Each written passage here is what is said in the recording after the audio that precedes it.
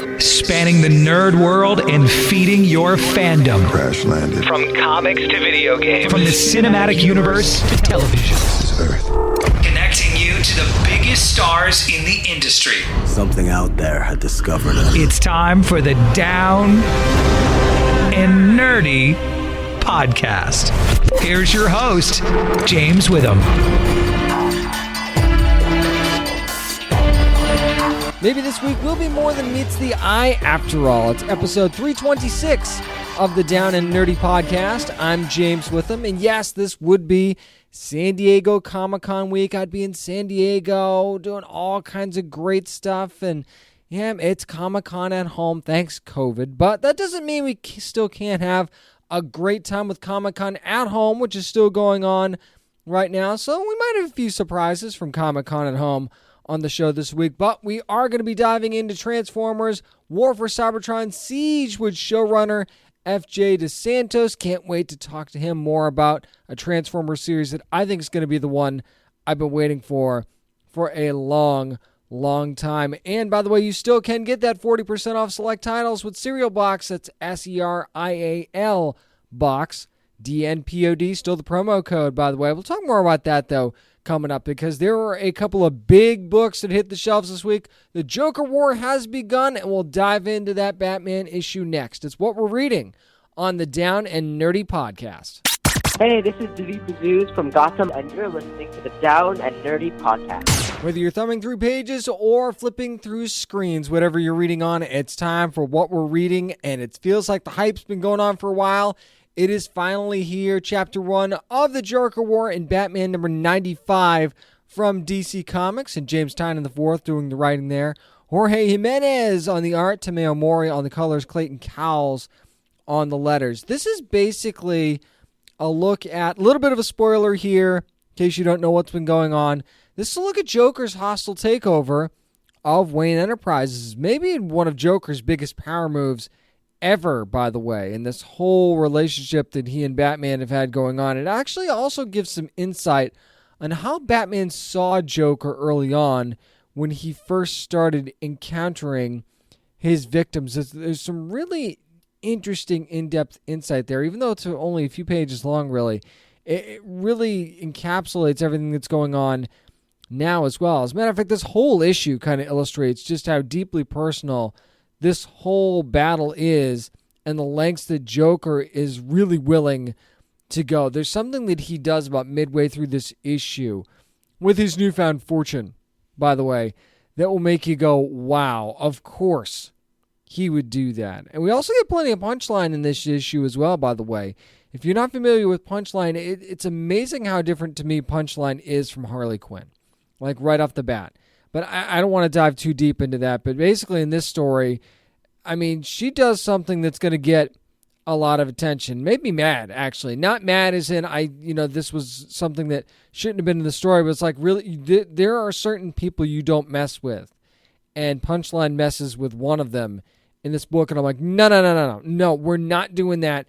Don't even think about killing this character. Don't do it. And I won't reveal whether or not they did or they didn't. You'll have to read the issue for yourself. There's also a potential cliffhanger at the end of this issue. I say potential because we don't really get confirmation of it. That's going to really leave you screaming for issue 96. I mean, you're going to want it right that second because the maybes of the ending of this issue, I don't know. Part of me hopes and then I don't hope, and you'll understand when you read it.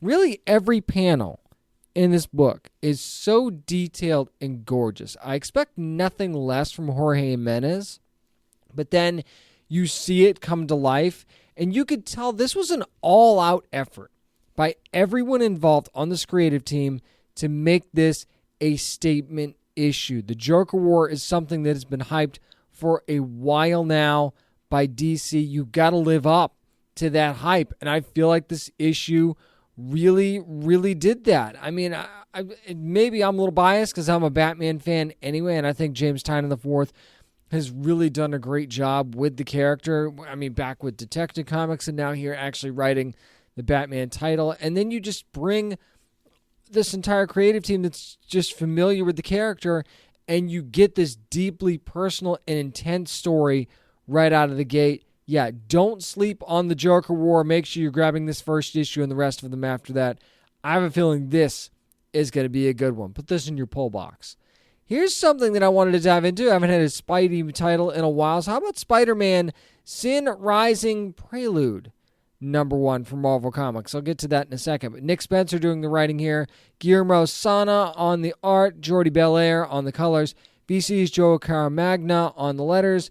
Ryan Otley and Nathan Fairbairn doing the cover art for this. Now, what this book really gives us is the secret history of, a little bit of a spoiler, you should already know though, of the Sin Eater, which is a very dangerous Spider-Man villain. You know, you've got the mainline villains that everybody knows, right? And then you've got villains like the Sin Eater. You actually get to experience the Sin Eater's life pretty much since birth. I mean, we get a lot of backstory detail. That's the main part of this issue. I got so taken in by that story too, by the way, my mind drifted away from who he really was. You almost kind of get taken out of that whole part of the equation of who this character really is, because you're following their life, not just in the past, but present day as well. The other thing we don't really get is how he's back. There's no real concrete explanation for that, but I mean, I'm sure that there's good plan involved here. I mean, and things are kind of set up by what's been going on with Spidey anyway. And this does not feel like a cash grab to me. You might see the title Prelude #1 and all that stuff. It's like, oh, it's just a cash grab here to set something up. I really don't think it is, actually, because you don't get these deep origin stories or these deep meaning from a character like the Sin Eater very often, and you can't take this for granted. If this is something, if you want to dive in to the story that's going to be happening coming up in Spider-Man #45, Amazing Spider-Man #45, then you're gonna want to get this issue, because this is going to help guide you along.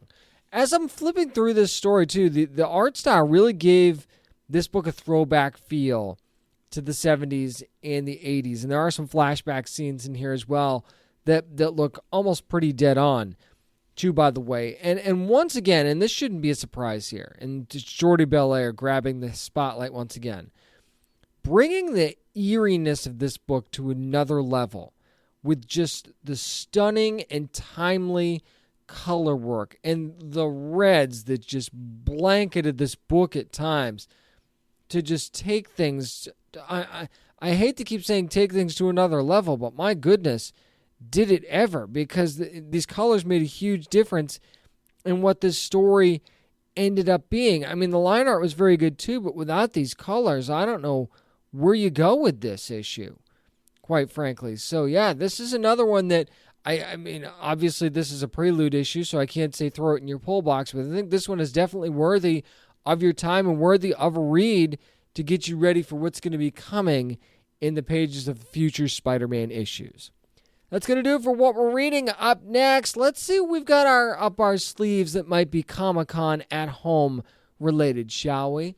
It will be revealed next on the Down and Nerdy Podcast. This is Dave Dast Malchin, creator of Count Crowley, Reluctant Midnight Monster Hunter, and you are listening to the Down and Nerdy Podcast.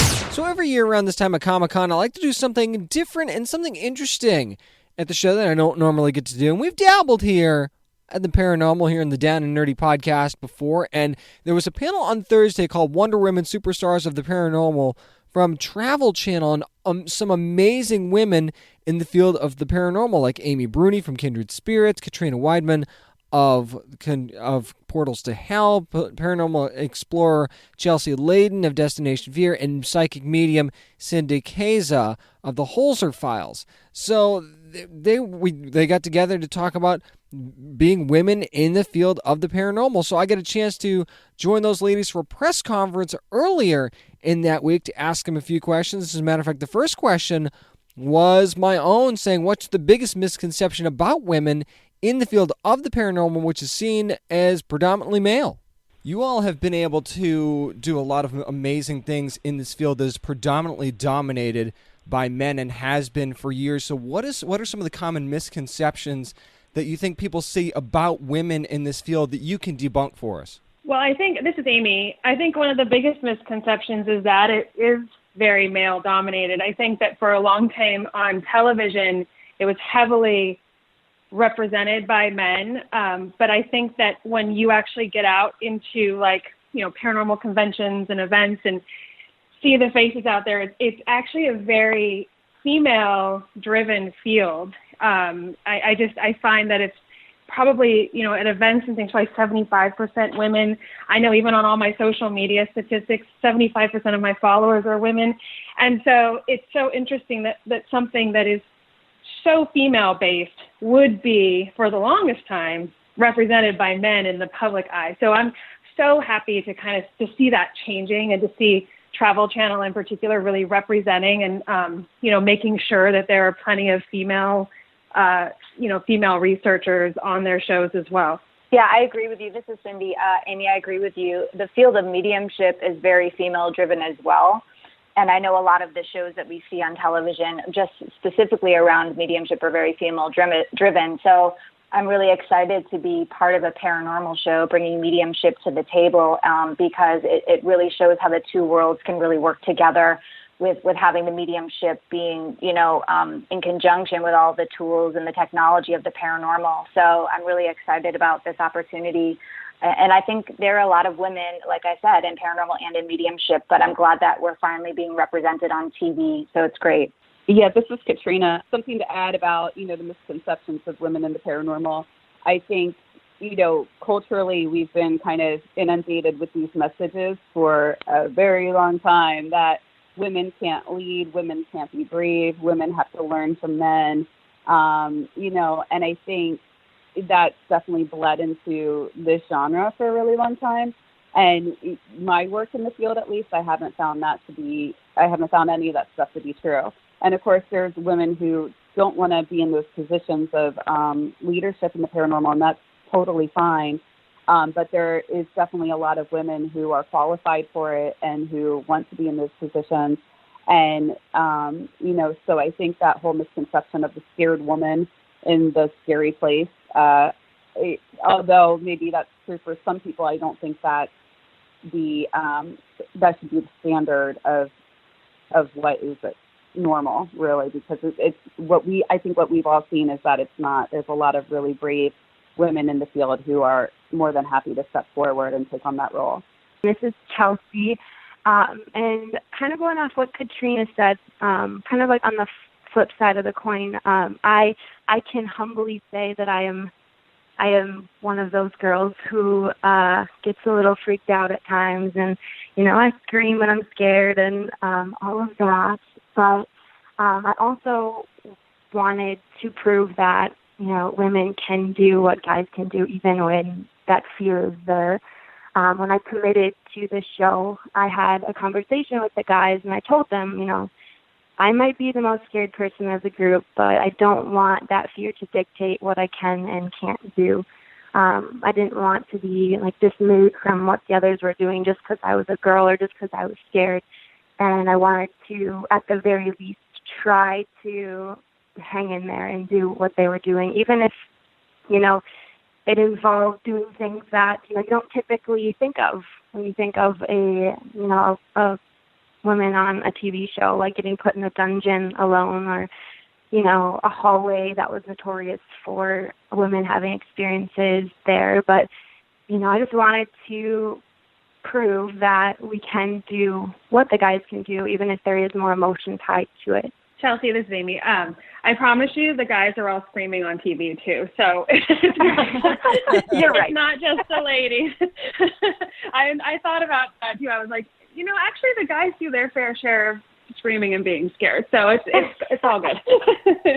My next question for the ladies was, do you feel like the preparation for the investigation is kind of just as important as the actual investigation? I think that the shows do a good job of showing everything that's involved in paranormal investigating. It's not just show up, look for ghosts. It's also, like you all said, the research and the equipment, where to put the equipment and setup. So talk about, do you feel like the act of actually getting ready for the investigation is just as important as the investigation itself as it's occurring? Yeah, this is Katrina, and I think for everything before the actual investigation is probably more of the work we do, if that makes sense. I don't think I'm putting that into words exactly how I want it, but I think the bulk of the investigation is the pre-investigation and the post-investigation, to be honest.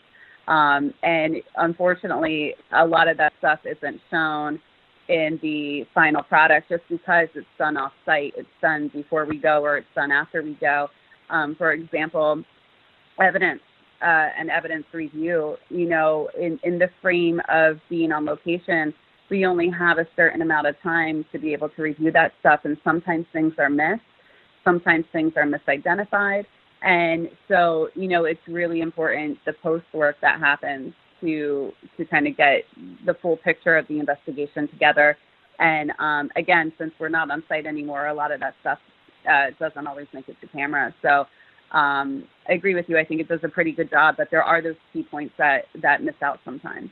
Yeah, I always tell people that the research, especially to us, is just as important as walking around in the dark trying to talk to ghosts, because, so we do a lot of that beforehand, a lot of that prep beforehand, because it's so huge for us when we get some sort of activity or evidence that actually aligns with something that we have found in research, or maybe sometimes it will lead us to further research. So, yes, I think that prep beforehand and just kind of the knowledge of the case in general, so you know what equipment you want to use, know who you want to talk to.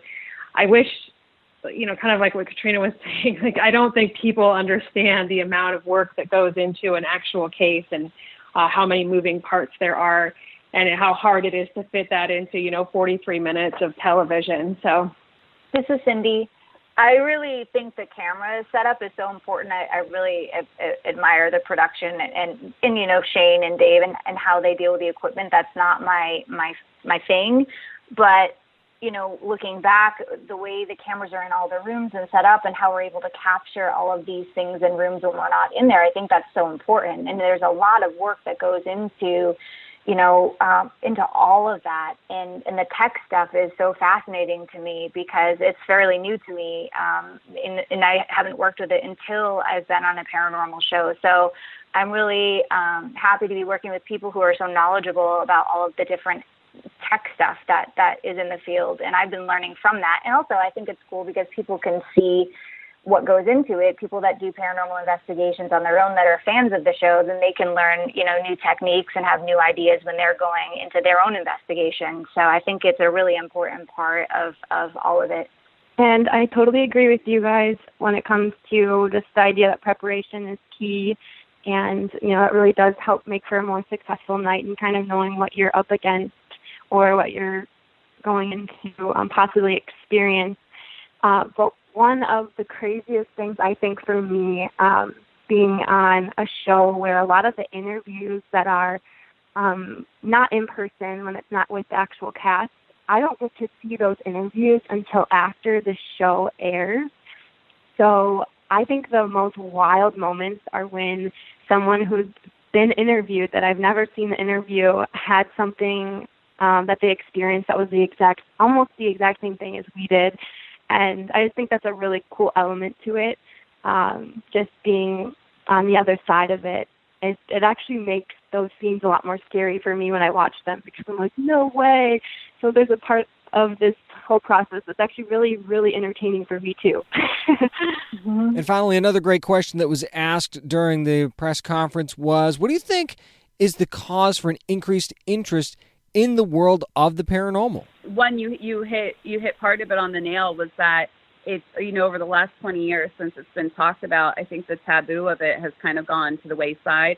And I think because people in the field have had more of a platform, we've been able to talk about what the field actually is about and what it isn't about. Because, again, before there were all these misconceptions. For example, it wasn't uncommon for places that I went to be ticketed, as far as people saying, we don't want you here, this is against God, this is against nature. And now they kind of understand, well, that's not really what we're there to do. And, this might not have anything to do with religious beliefs. We're merely trying to collect objective, documentation of things. And so I think a lot of those misconceptions have definitely gone away. I think the other part, Amy touched on it earlier, that during times of stress and trauma, you usually see an increase in people being interested in the field. Specifically, I think the first time we really see that is with the Fox sisters after the Civil War. Mm-hmm. We also see an increase after World War I. I'm not surprised at all that there's more of an interest going on right now. Yeah, this is Amy. I also feel like to add on that is that there's just a lot more of a platform at the moment. Back a long time ago when I was on Ghost Hunters, there weren't nearly as many cable networks. DVRs didn't exist. Now you have the opportunity. There's so much more content out there involving the paranormal. And it makes it so much more accessible to people. And now the content isn't just, one way of thinking in the paranormal. It presents a number of different ways of thinking in the paranormal. And so the conversation is just always happening. And I think people are starting to kind of wake up to the idea that, maybe the idea of ghosts wasn't so cut and dry, and that there is a lot more to it than just, thinking that ghosts are something spooky and scary, but that there's actually like a lot of theories behind this and reason to believe that spirits exist. And I love hearing these conversations happen. And I think, again, with social media, it's a lot easier to have them that way as well. Mine's kind of just reiterating kind of what they said. This is something that's being talked about a lot more now. There's a lot more open-mindedness about the topic. And just simply the fact that it's being broadcasted and talked about more on, large platforms now, what we all get to do. And being the newest member of the Travel Channel squad, I have to thank the pioneers who paved the way, who went through the difficult process of making this more of a comfortable topic. So I get to, do what I get to do. It's important to, take a step back and look like why is this happening? It's because other people made this more of a discussion rather than something that was frowned upon. This is Cindy. I agree with all of you. And I also really believe that most people have had some sort of an experience with the other side that they can't quite explain, whether it be feeling the presence of a loved one or having a vivid dream of a loved one or feeling something in a location. And so although people may be afraid to talk about it, I think the interest is really high. And I think it's true that this is less taboo now, and especially with social media and all of the shows, I think people do feel more comfortable talking about it and also talking to other people about their own experiences. So I think there are a lot of things that tie into it, but I really feel that we're all intuitive. Human beings are born with the intuition. And I really believe that most people have had an experience they can't quite explain, and they really are interested in understanding what that could have been. And really, these women on these shows are absolutely amazing, and they have all kinds of different approaches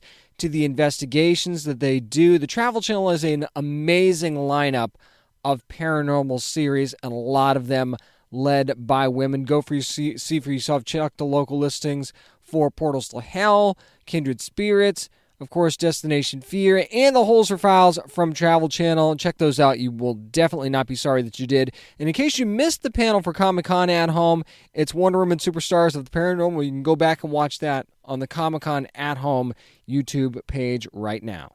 Speaking of the paranormal, by the way, this week the Down and Nerdy podcast is brought to you once again by Cereal Box. And the reason I bring that up is that one of the shows that I've been into recently is called Knox. It's a 1930s Manhattan PI who can actually perceive horrific supernatural phenomena and investigates a strange and sinister murder. And I am absolutely hooked on this. It's got like Hellblazer, John Constantine vibes to it.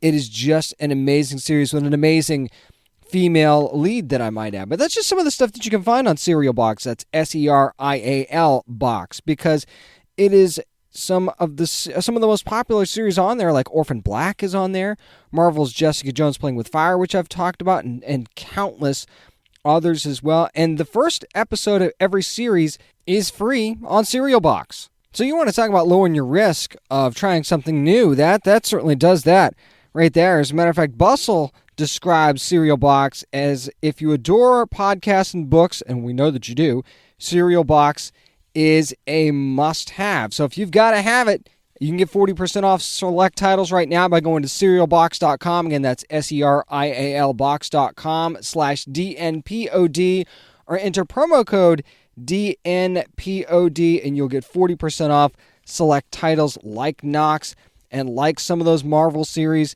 that I mentioned. There are so many to choose from. You're probably going to end up using this every day like I do, and I literally use this every day. Go to serialbox.com/DNPOD or enter code DNPOD to get 40% off select titles and find your next binging obsession with Serial Box.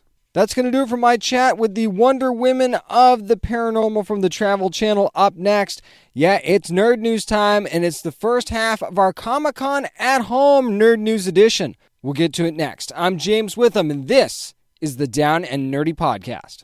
This is Jason Lyles from Rampage the Movie, and you're listening to the Down and Nerdy Podcast.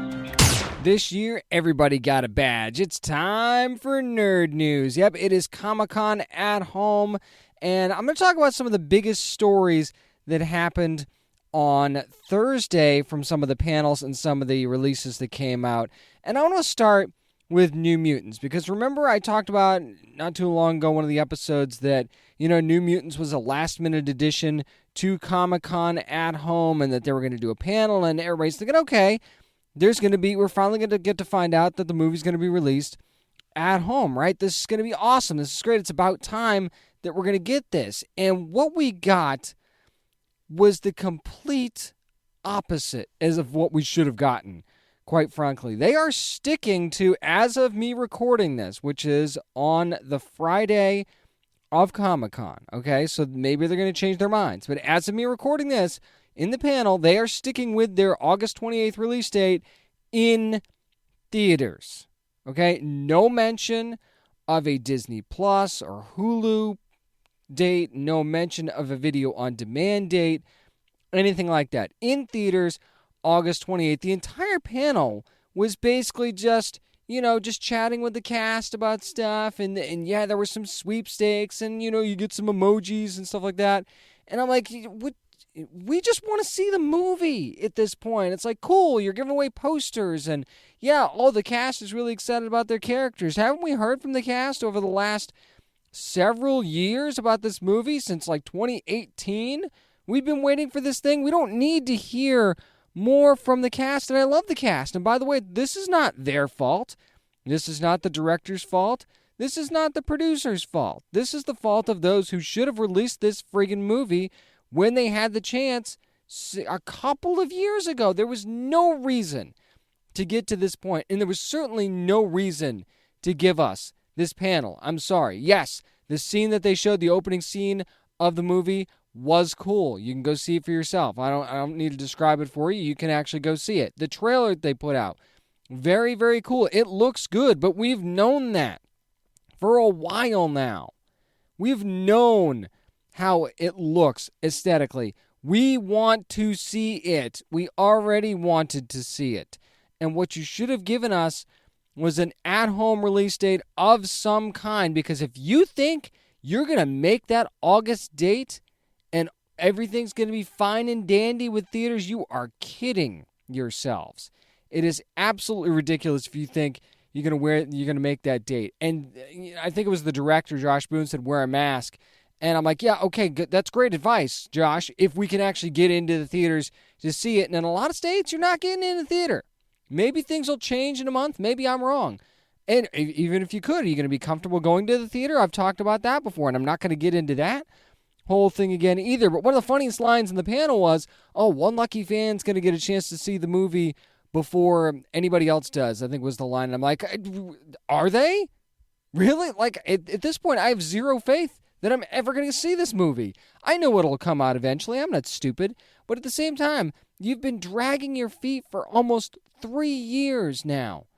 Enough is enough. We're in the middle of a pandemic. Don't be stubborn.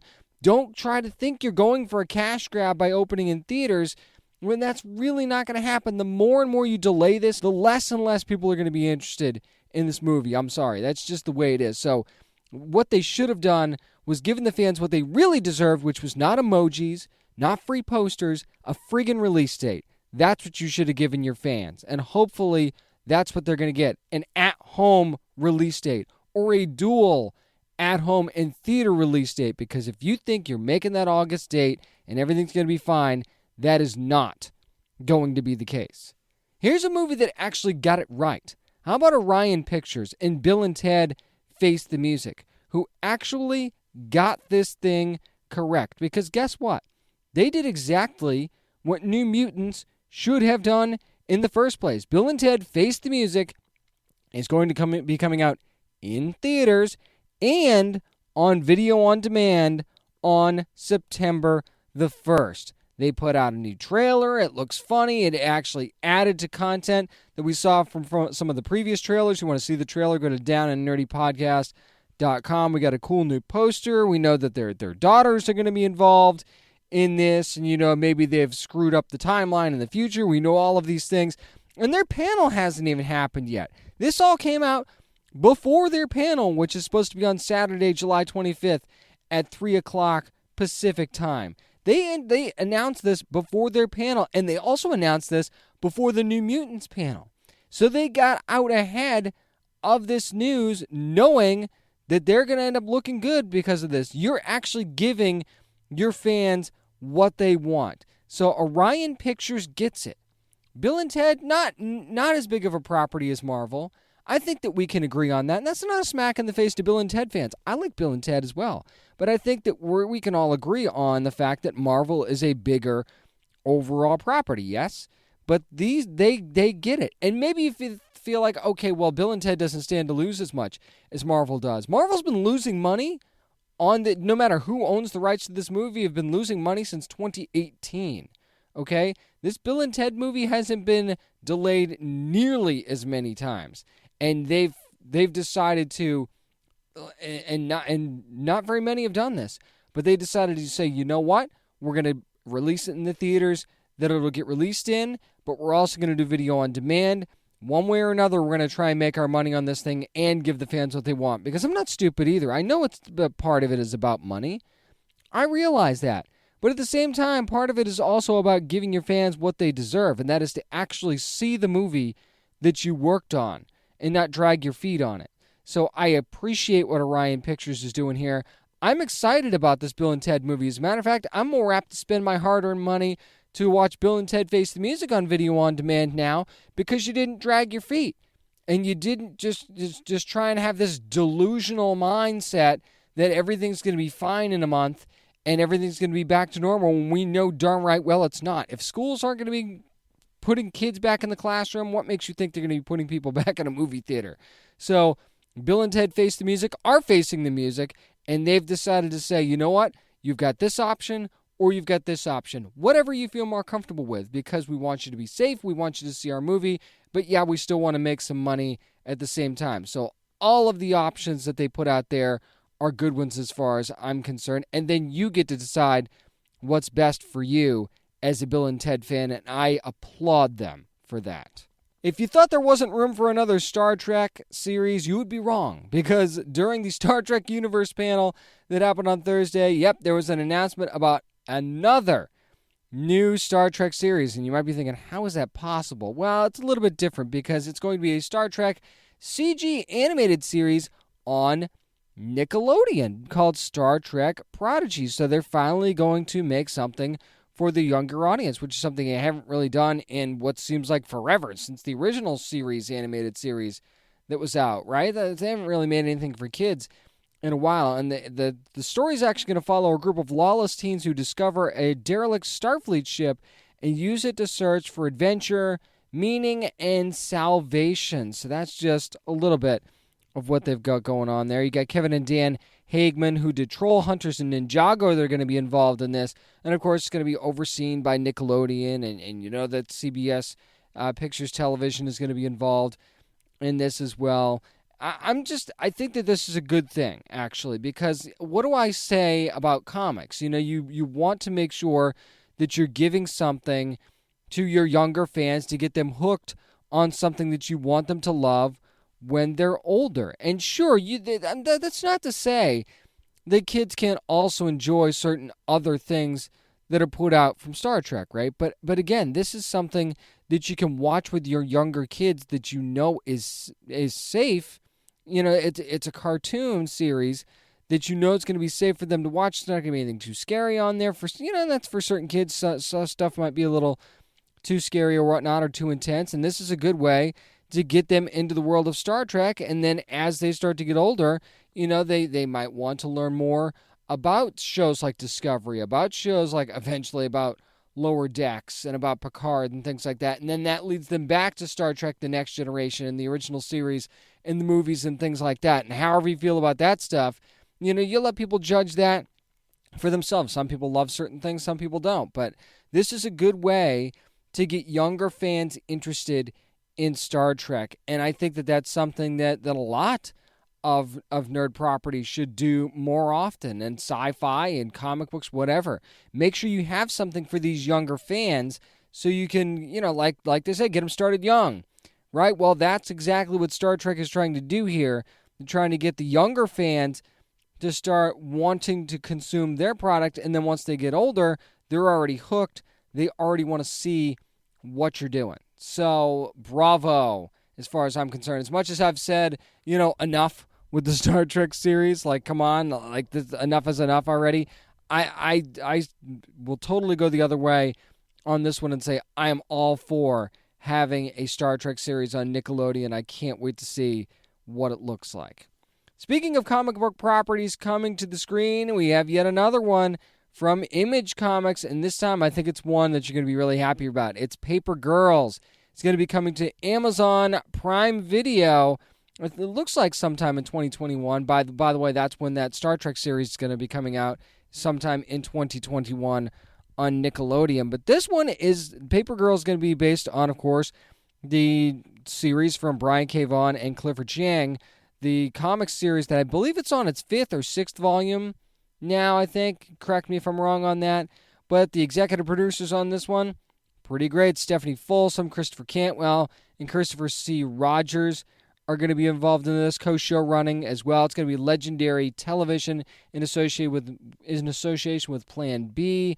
And yeah, it's about 4 young girls who are kind of out delivering papers on morning after Halloween in 1998, and they become unwittingly caught in a conflict between warring factions of time travelers, then sending them on an adventure through time that will save the world. That is the basis of the story. And this, again, I think this fits very well on Amazon. Amazon seems to know what they're doing when it comes to comic book properties. I mean, just look at The Boys, which, by the way, is going to get a 3rd season before season 2 even airs, right? And that clip that they showed during that panel, oh my goodness, it was so good. But I don't want to get sidetracked too much because we're talking about Paper Girls here, but Amazon seems to put a premium on authenticity.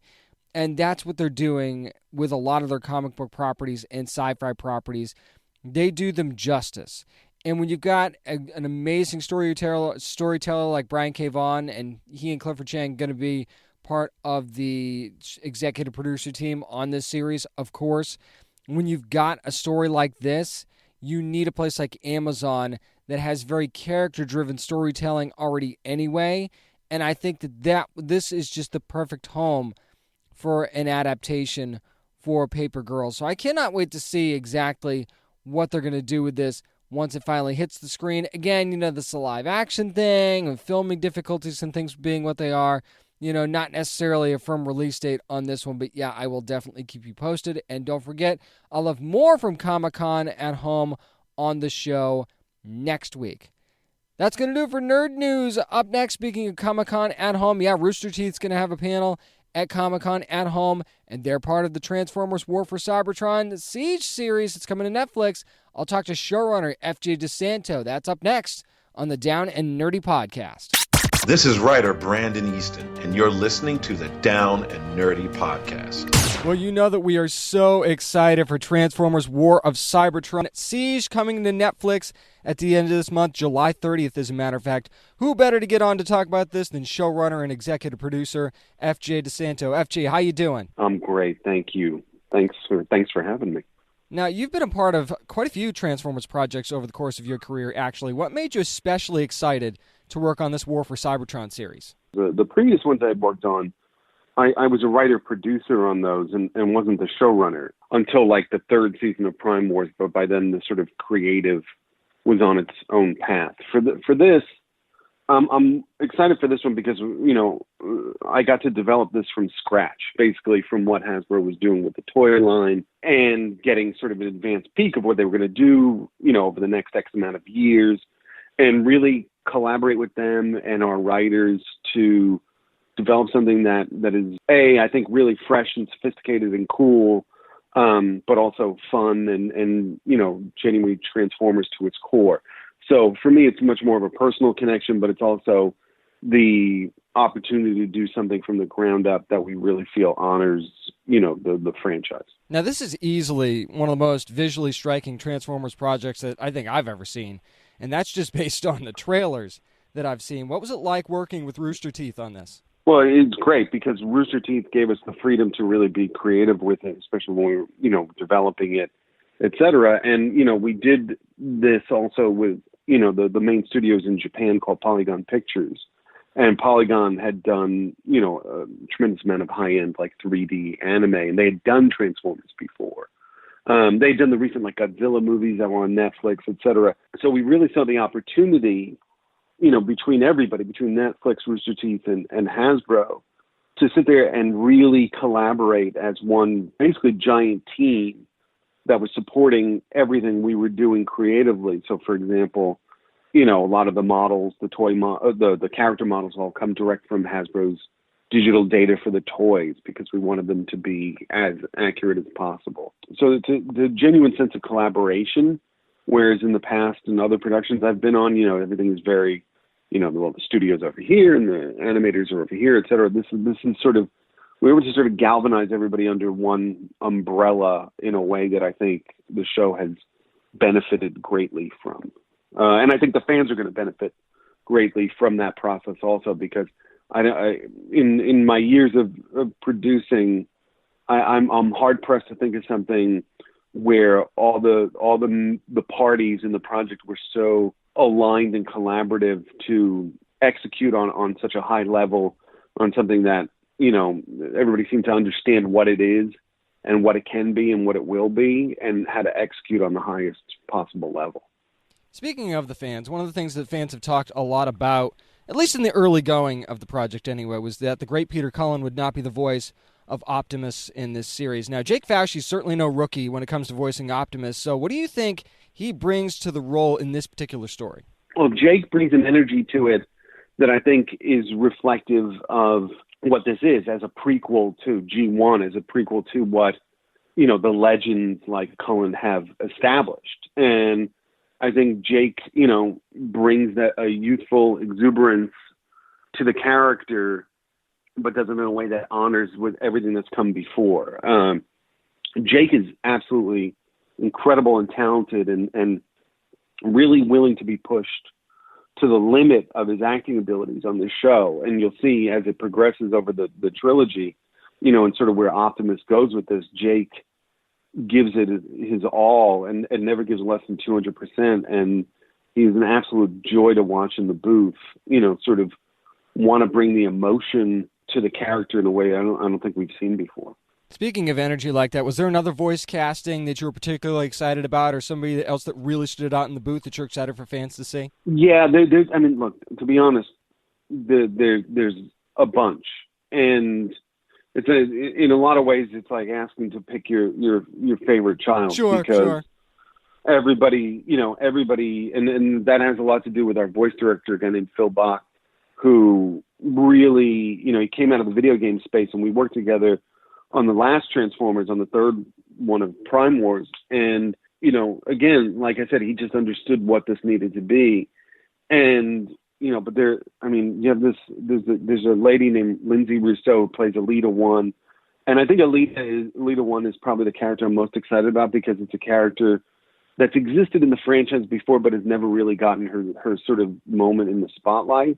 And that was sort of a priority for us. And then, Jason Marnocha as Megatron, who's just incredible, and Frank Tadaro, who plays Starscream, who's very similar to Jake in that he understands the core of that character, and again, a lot of these guys are fans. That's another thing, is I think you're dealing with sort of I think we're dealing with the first or second generation of fans who grew up with it. And so they feel, like a responsibility to the characters that they're playing. But again, there's a lot of, there's not a single bad voice in the bunch. No doubt about that. Now, some fans might not actually know this, FJ, but you're a comic book writer as well. And I know you have other fellow comic book writers like Brandon Easton working on War for Cybertron as well. So do you feel like that background as a comic book writer actually helped with the authenticity of this project, both visually and story-wise? Yeah, I do, because I'll tell you, I think, a lot of that has to do with, this is, I think, unless I'm missing something, the first sort of streaming specific Transformers show that is going to be binged in advance. And so one of the approaches we took with the episodes is very much like a comic book, where a comic book needs to, or should, in my opinion, end with a cliffhanger that makes you say, hey, I gotta get the next issue, right? And so, we approach the episodes very similarly, that they end on a specific cliffhanger where it's like, oh man, I got to find out what happens next and do that. And I think, someone like Brandon, who comes from a comic background, and again, it's similar to what I was saying about with the voice actors, is there's an affinity for it. You have George Christic, who's written on this show. George is a lifelong collector, and so is Gavin Hignite. You know what I mean? So everybody involved with this has a fandom attached to it. And it's funny because you have certain people, depending on their age, are they G1 fan, or they are a Beast Wars fan, or they, where did they come into this franchise? It's in our heads. And, we had Flint Dilley, who wrote, all the classic episodes of the 86 movie, who's a legend in the Transformers world, come to the office before everything shut down. And we showed him a couple of the episodes. And, and he said, I feel bad for you guys that you guys have to live up to our continuity. When we did this, we didn't know that people were going to be watching these things 30, 35 years later.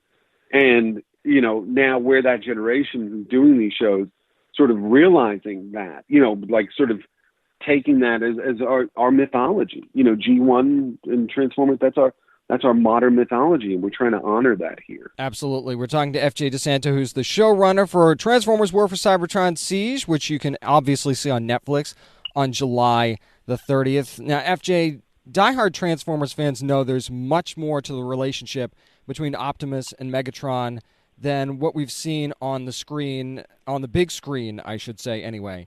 Now, can you tell us if we will get into that backstory a little bit with War for Cybertron? Yeah, we're gonna. And again, it's going back to that sort of binging aspect of it. It's almost approached like a movie where we're going to learn these things as we keep going.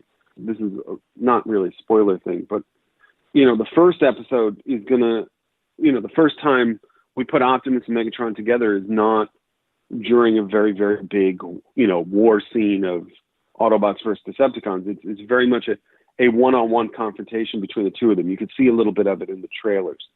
And what we intentionally did that because what we wanted to do from the very first episode was get to the crux and the core of what these guys are and the difference between the two of them, the differences. We've tried to take what was always, very classic about them is what they both want is what they think is best for Cybertron. And we're trying to do it in a way that's very modern, like I said earlier, sophisticated in a way where, it's not necessarily they're both, one is right and one's wrong, and it can be looked at from both sides. Now, I'm not saying, Megatron's a good guy in this or whatever, or an Optimus is a bad guy. I'm just saying there's a lot more thought behind that. And as the series progresses, or as the trilogy progresses, we're going to get bits of information about that relationship and their backstories of who they were before this war, I think Alita plays a big part in that. With Megatron, we're going to learn why he ascended to the, sort of lead the Decepticons. And I think that's really crucial. But like I said, we're going to seed that very early and give you the information and who are the players in that story, in that backstory. Yeah, I think it's ultra important. And we, like I said, we start on it in a way that's very intimate between the two of them in terms of their personalities, so we can establish the playing field very clearly from the beginning and then grow it from there. I actually feel like on the surface, both of the leaders seem to feel... It seems like they're both facing catastrophic choices. Obviously, when you're a villain, it's kind of an easier sell to your loyalty fan base there. So how do you think the Autobots will see and how they will struggle with this plan that's put in front of them? Well, it's tricky because it's again, I don't want to give too much away, but I mean, I guess it's in the promo stuff now. But the idea is, the centerpiece of this whole thing is the Allspark. And the Allspark has never appeared sort of as the Allspark in the animated continuity. So to have this opportunity to sort of find a way to introduce it and how to use it in ways we haven't seen before is very interesting. And when we pick up on the show, again, I don't think I'm spoiling anything that's not out there already. The whole show, the whole siege takes place over the final hours of the war. So it's not like, they're not episodic, meaning like, it's not episode of the week. It's literally just one big story divided into 6 chapters. And so it's literally, we're at a point where the Autobots have no other move to make. And Megatron is sort of, he's basically won the war at this point. I mean, like, there's very few Autobots left. He's and when we sort of first meet him, he's, again, I'm spoiling a little bit, is he's not sitting there going, let's just murder everybody. He's not the mustache twirling guy. There is a code of honor amongst the Transformers, meaning, it's very much inspired by World War II movies and things like that. So, with the Autobots, it's not necessarily, hey, Prime comes up with a plan and everybody just goes, yay, let's roll out. It's not that. I mean, there are questions. There are Autobots that are going to sit there and question, like, is this a good idea? Like, it almost seems desperate. And they are desperate at this point. They are cornered. They are on the run. This is not the Cybertron we've seen in G1. This is before that. So, it's a very different dynamic versus what we've seen. And the choices they make, not everyone is the smartest decision, et cetera. And sometimes you're blinded by desperation. And I'm trying to phrase these things without spoiling it too much. But, and the same goes for the other side is, Megatron's eventual plan with the Allspark leads to certain actions that have Decepticons questioning him in various ways. Whether he's, some Decepticons think he's too hard on the Autobots and some thinks he's too light on the Autobots. I mean, you can figure that out. Sure. At a certain point, if you know the history of the characters. Sure. So that's really, we're taking those core pillars of the franchise and presenting them in a way where we sort of know what G1, when we get to G1, what happens, but we have this sort of fertile ground to sort of really make this character driven. And, people have said this before, by the way. People have said, like, okay, we're going to do a character driven Transformers. This is genuinely character driven. Like, it's driven by these two guys, and they're, and it's not to say the show doesn't have action in it, but what I'm saying is those actions all have consequences. And they all mean something. And that was really important to us from the beginning. For example, when you look at the promo materials and you see Bumblebee doesn't have an Autobot logo yet, and that's a big part of the story. I'm only saying that because I know by the time people hear this, the poster will be out and it shows Bumblebee with no Autobot logo. So that there's all going to be reasons. And fans are pretty sharp when they see these trailers and the posters. They start to figure these things out, like, oh, this must mean this, and, about Jetfire and all this stuff. And 8 out of 10 times they're right about it, but we try to put different spins on it to get to those places. Of course. Where you sit there and go, it's just not that simple and it's not that, cartoony. Like we tried to approach these characters as if they were actual bots that exist. That was really important from the beginning.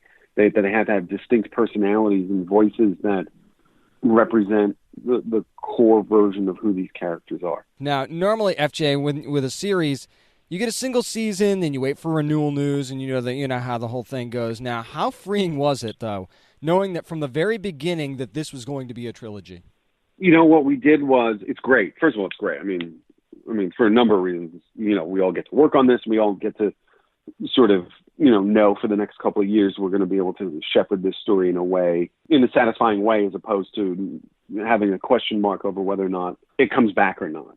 So what that did was that allowed us really, really early on to sort of plot the whole thing out, meaning the trilogy was mapped out maybe now 18 months ago.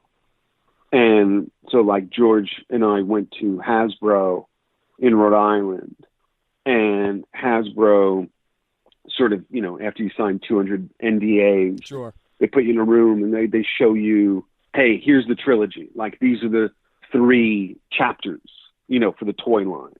And these are the sort of key characters, et cetera. And they sort of take us through the themes and the tones and, we're going to do a figure of this, these 100 or whatever, how many they do over the trilogy. And they sort of give us the themes. Like, they sat there and they went, well, first one's called Siege, and it's, it's Band of Brothers, and it's those are the things that inspired it, Saving Private Ryan.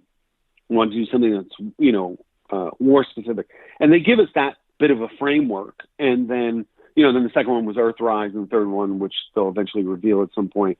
But they sort of gave us, like, as I like to often say, the toys in the sandbox kind of thing. Mm-hmm. And that basically allowed us to go, sort of go back and develop, what George and I did was go and develop like a document. I don't remember how many pages it was. That was sort of a roadmap of the whole thing. The first season, like Siege, was broken down very carefully, and then less so for the other two because we wanted to see how it evolved.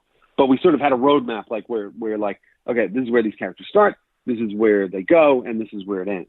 And it evolves over the writing process and all that stuff. But the key was we had sort of our own little mini Bible that everybody involved, whether it was Rooster Teeth, Netflix, or Hasbro, had all signed off on in the beginning, so there would be no surprises, as the scripts were coming in. They sort of knew where it was going. So if there was something like, wait a minute, why did this happen? It's like, well, that's going to pay off in the second or third one. You know what I mean? Things mm-hmm. like that. And I think that was essential in the beginning. So, and again, knowing these things would be binged, we wrote them in very specific ways. Whereas like this one takes place over basically, the last couple hours. The other 2 chapters don't necessarily do that, just because artistically and story-wise, it made more sense to do it these other ways. So there's going to be a lot of like twists and turns with it. And I also think as it keeps going, it gets deeper into like crazy fandom stuff that I think like diehard fans are going to lose their mind over. But I can't give away too much. But like, I think once we have Siege sort of established, we have the freedom to really expand on the Transformers universe in a way I don't think anybody's done before, that I think people are going to really like. Like I said, we have a lot of fans involved with this, and I feel, and we've been good at sort of having enough people to sort of police it from a fan point of view, versus what we didn't want this to be was just like my idea of how I would have played with the toys when I was a little kid, which I think previous versions have done, mm-hmm. previous showrunners have done. This is what do people want? And the idea was always sort of, if you had watched Transformers over the 35 plus years, you would get what was going on. You could jump right into it really easily, and it honors everything you love. But if you had never seen Transformers before, this would be the perfect jumping on point, because it's not necessarily an origin. It's not like, oh, how did Orion Pax become Optimus Prime? It's like, no, it's sort of like, like, it's funny because everything for me is storytelling-wise is always rooted in Star Wars. And the beauty of Star Wars was always, from the original movie, was they just drop you into the middle of this. You know what I mean? Right, and you'll get the information as you go.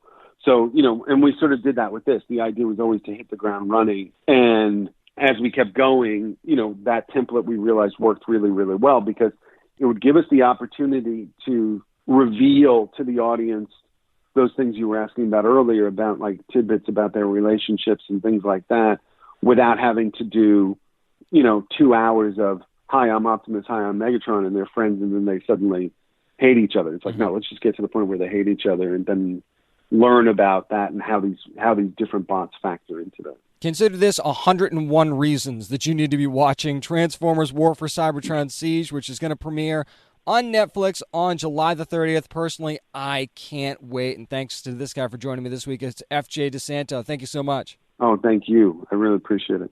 See, now, after hearing FJ DeSanto talk, I'm even more excited for Transformers War for Cybertron Siege. This really feels like, top to bottom, a passion project for so many involved.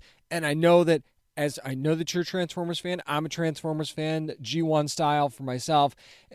This is a passion for us that we've wanted to see get fulfilled the right way for so long, and I feel like this is the thing that's really, really going to come to the forefront and go, this is what you've been waiting for, you're welcome. And we're going to find out on Netflix less than a week from now, actually, because we're talking about July the 30th, Transformers War for Cybertron Siege premieres on Netflix. I cannot wait.